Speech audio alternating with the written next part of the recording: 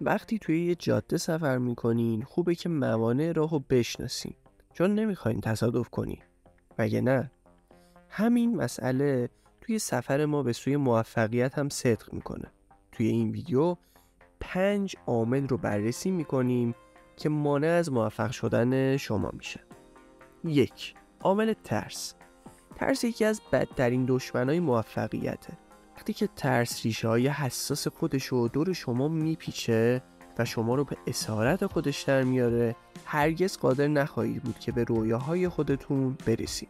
ما باید با ترس خودمون روبرو بشیم و ببینیم که اصلا به چه دلیلی اونا وجود دارن. اونا رو به گوشه‌ای پرتاب بکنیم و رویاهای خودمون رو با اشتیاق شکست ناپذیر دنبال کنیم. 2. رغبت و بی‌علاقگی. بی پرده بگم، اون چیزی که بسیاری از افراد رو از موفقیت باز می‌داره، عدم داشتن انرژی و انجام کاریه که باعث حرکت به سطح بعدی میشه.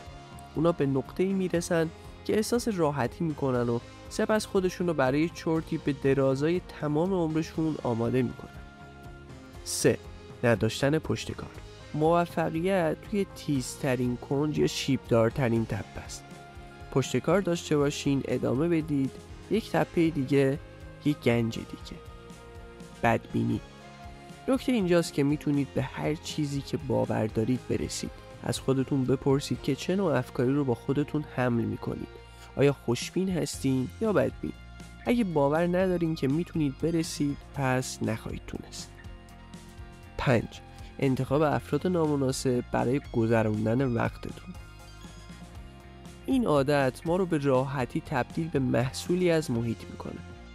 به همین خاطره که گذروندن وقت با کسایی که به شما فشار میارن تا به عقب برنگردید اهمیت بسیاری داره. در مورد افرادی که اطرافتون هستن چه ایده‌ای داری؟